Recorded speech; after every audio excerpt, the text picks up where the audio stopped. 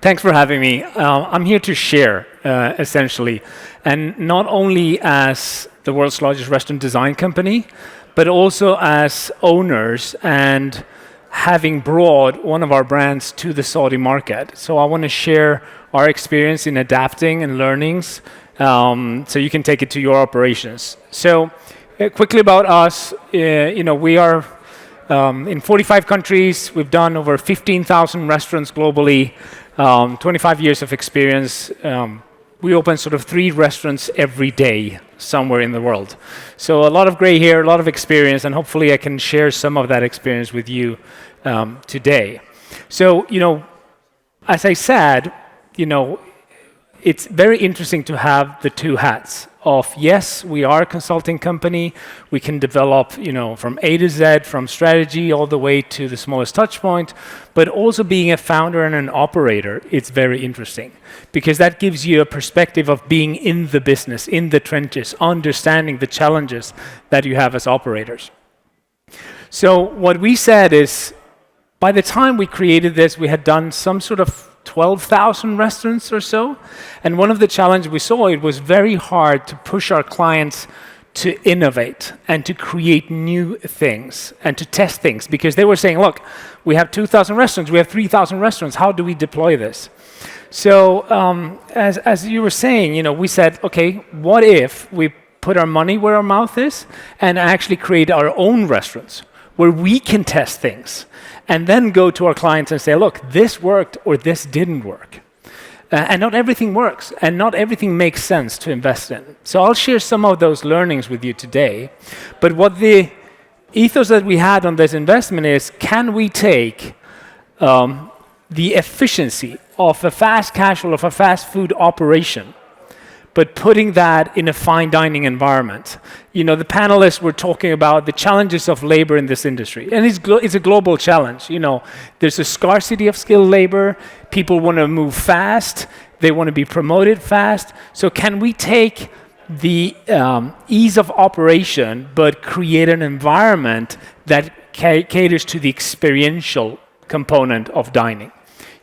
We know that guests today are really needing an experience to get out of their living room and their Netflix and go and visit a restaurant. So here's a video of how these units look. This is our latest, this is their second restaurant opened in Antwerp in Belgium. So it's a really lifestyle component. 70% of their guests are women. It's buzzing. We do up to 8 table turns per day, heavy bar sales. We can even go into retail spaces. So we've sort of taken all the challenges that we've seen in our clients in the industry and put them into, our own labs. And what's been interesting about this is not only having corporate stores that we have in Sweden, where we have, large city, medium city, small city, but we've also managed to now start franchising this and gone global and learn from different areas of the world. So what we set out when we created this is, okay, how do we create a concept where we can only hire people that have never worked in a restaurant? So we only recruit mostly students that have 0 restaurant experience and train them through digital tools in how to operate. We had to rethink everything from scratch, redesign the kitchens, create our own pieces of equipment so they would be very, very easy to assemble. Talk to our vendors in terms of how do we supply our products into the restaurants to be efficient. And what's now interesting is that what started as a lab where we were going to learn and share, actually becomes a very interesting business, right? And these stores are extremely profitable. So that was never part of the plan, becoming a global player. But now we are, in 10 countries and growing significantly.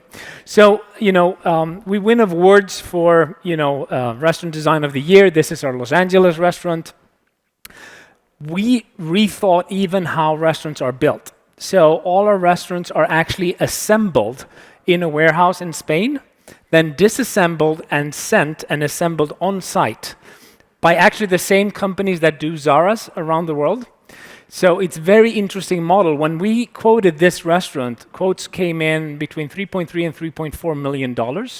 We built it for 1.3 million, so almost a third of the cost, just by how you manage sourcing at a global level. So, I'll show you a video of this Los Angeles restaurant so you can understand that design does not have to be expensive. You can create amazing experiences if you're just smart and use the world as your shopping place, so to say. So this is what you can see, in Los Angeles. You see the commonalities with what we do in Antwerp. Just this year, we've opened Madrid, we've opened Barcelona. Later this year, we're opening in Istanbul as part of an Accor property. So we now developed the concept to cater for hotels. So we can do breakfast and we can become the all-day dining, which is very, very interesting because, as you know, in hotels, you need more people to manage the restaurant than you need to manage the whole building, right? So, allowing these restaurants to be managed by 3 team members for lunch, right? 5 team members for dinner, where we can cross-train team members is very, very interesting and profitable for the operators, right? So, going into these new segments and learning tips and tricks that I'll share with you is very interesting. Operational efficiency is key. We measure it in terms of guests per labor hours. How many guests can you serve per labor hour? And when we count this, and if you don't use this metric in your businesses, I would really recommend, because it's a metric of efficiency.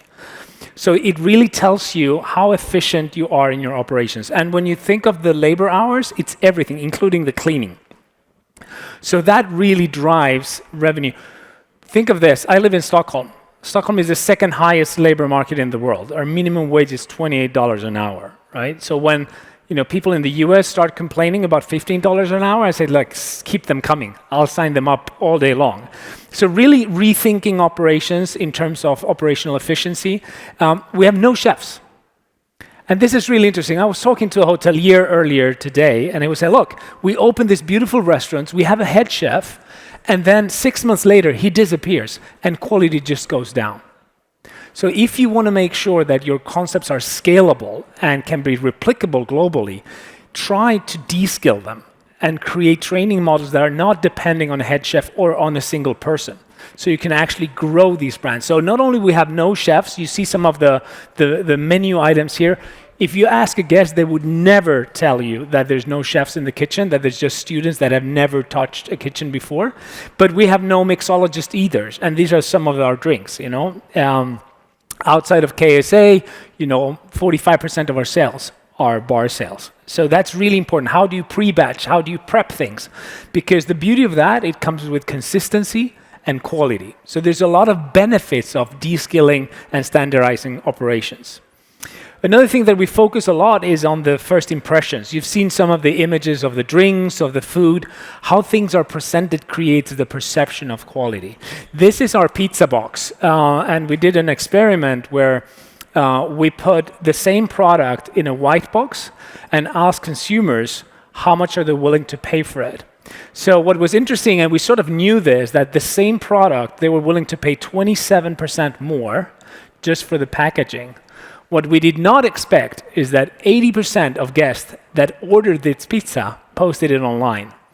So when operations was telling us that we were completely nuts because the box is $1, we were saying, look, you're getting a user-generated content for $1. That's the cheapest marketing ever. So we're now taking packaging from the marketing budget instead of from the operating budget.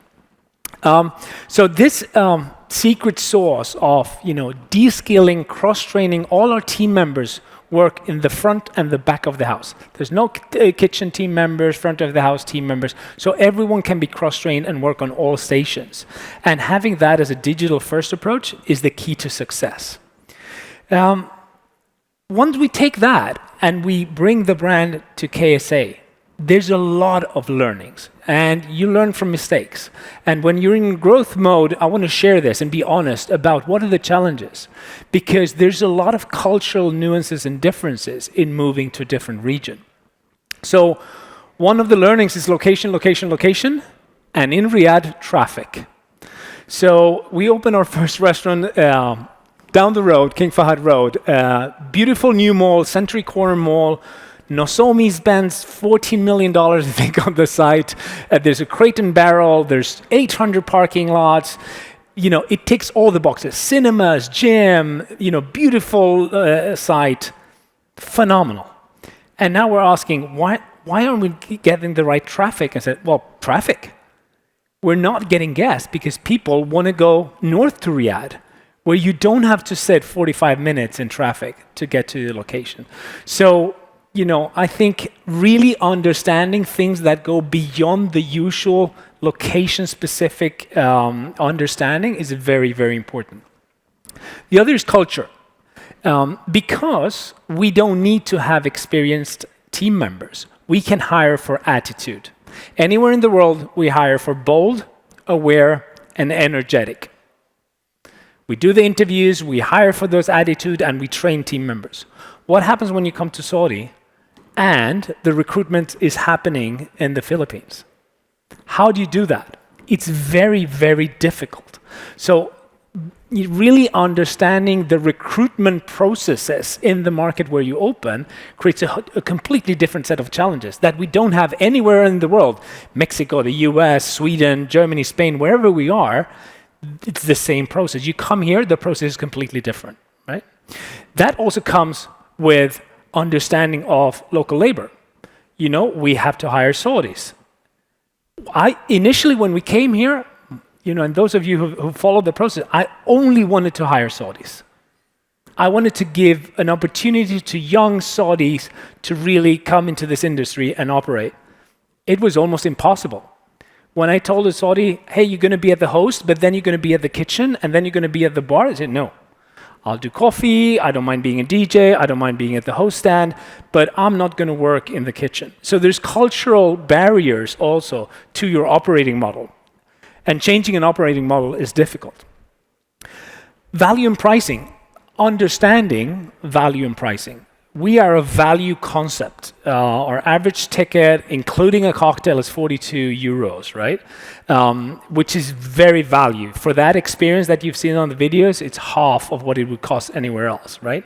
When we come to Riyadh, everything is much more expensive. All the fine dinings are here, and our local partner positions us higher, so you lose value perception. Understanding how to position yourself in terms of pricing and how to work with your partner. The former panel, I think it was Henrik saying, really work and the franchisor relation to understand what are the important points of the components is very, very interesting, right? And then CapEx and supply chain. We can build this, beautiful restaurants at phenomenal cost, ship everything to Saudi Arabia. We have this beautiful pizza box. We fill a container with it and ship it to Saudi Arabia. Well, you know what? The stamp to get the pizza boxes into the country was more expensive than a 20-foot container full of pizza boxes. So you need to do all that homework that we did not do. You just think, I can plug and play. I have my sourcing, I have my CapEx, and then you just bring it to a country. It doesn't work like that. So there's a lot of groundwork to do when it comes to things like that.